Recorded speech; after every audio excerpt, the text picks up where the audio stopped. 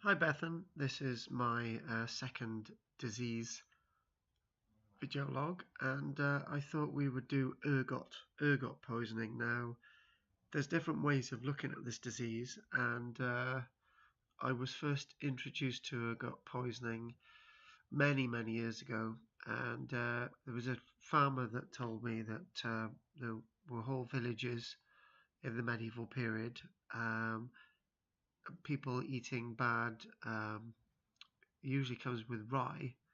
Um, and the grain itself from rye, happily growing in the field, was contaminated by this black type of fungus and bacteria, and this was referred to as ergot. And the ergot itself, the poisoning, was responsible for driving whole villages mad and people killing each other. Um, and the ergot itself was seemingly incurable, so people would just lose their minds.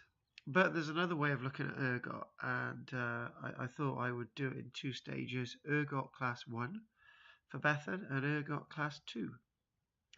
So the first reported ergot outbreaks on record occurred in Germany, and the dates in the Germany sometime in the mid 800s.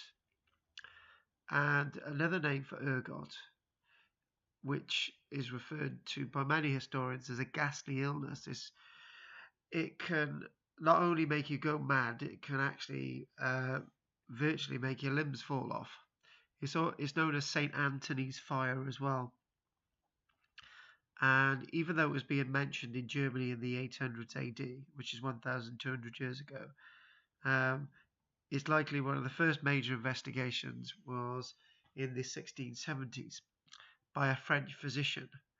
And the French physician, um, whose investigation revealed that the deaths caused by ergot were beyond agonizing, and St. Anthony's fire definitely held up its name.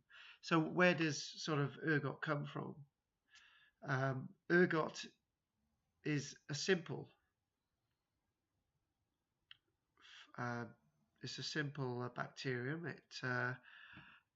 It's simply eating bread containing flour made from grain, rye usually. Um, Container ergot can simply kill a person, or if ingested in small amounts, will make the individual go mad. If they eat other amounts, it will simply make your limbs drop off. And it's believed that ergot itself, which we'll come on to in part 2, was responsible for the outbreak of hysteria and witchcraft and madness and poisonings associated with the Salem witch trials. Bless me. And hang on again. And I'm not editing this. Ergot poisoning can manifest in the one way that we've mentioned, and can manifest in a gangrenous ergotism involving burning of the skin, blistering, dry rot of extremities, basically fingers and toes and all the rest of it, just go gangrenous and just drop off. And then eventually it cannot be treated or cured, probably can these days.